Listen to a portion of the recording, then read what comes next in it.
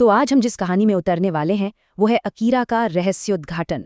सोचिए, एक लड़ाई खत्म हुई और लगा कि शायद अब सब ठीक हो गया, लेकिन असल में असली जंग तो अब शुरू होने वाली थी।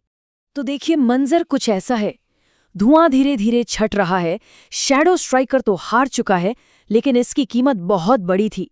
पूरी की पूरी लाइब्रेरी अब बस एक खंडर है, और इसी मलबे के बीच अकीरा बैठा है, बिल्कुल थका हुआ। उसकी वो सुनहरी तलवार वो भी गायब हो चुकी है और हाथ तक कांप रहे हैं। और इसी हार जीत के धुंधलके में अकीरा के दिमाग में एक सवाल गूंज रहा है, एक ऐसा सवाल जो सब कुछ बदल देगा। वो मास्टर जेन से पूछता है, ये सब क्या है? वो राक्षस मुझे शून्य का योद्धा क्यों कह रहा था?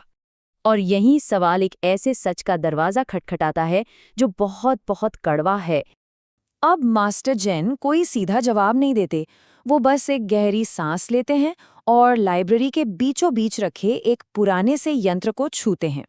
और बस इतना करते ही कमरे में होलोग्राम की तरह तस्वीरें उभरने लगती हैं। ऐसा लग रहा था मानो अतीत खुद अपनी कहानी कहने आ गया हो। और ये तस्वीरें जो दिखाती हैं, उसे देखकर तो अकीरा के होश ही उड़ जाते हैं। एक तरफ वो खुद है, आज का अकीरा, थका हुआ, उलझा हुआ, और दूसरी तरफ हजारों साल पुराना एक योद्धा जो न सिर्फ शक्तिशाली है बल्कि हूबहू बिल्कुल अकीरा जैसा दिखता है।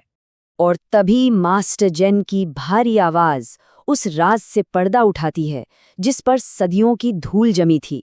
वो कहते हैं, अकीरा, तुम कोई साधारण लड़के नहीं हो।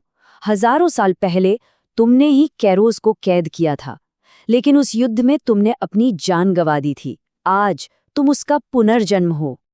अकीरा अभी इस भारी सच को अपने अंदर समेट ही रहा था कि अचानक कहानी एक बहुत ही खतरनाक मोड़ ले लेती है। अब खतरा परछाइयों में नहीं बल्कि सीधे सामने खड़ा है।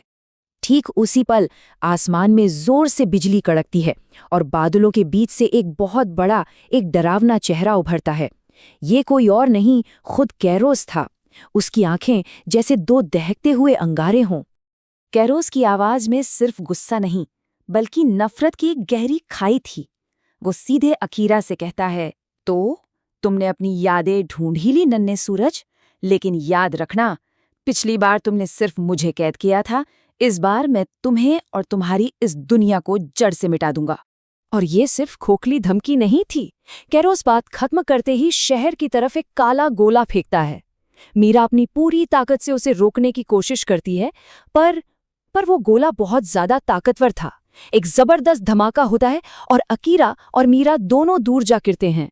लेकिन इसी तबाही और राख के बीच से डर की जगह कुछ और जन्म लेता है, एक नया, एक मजबूत संकल्प।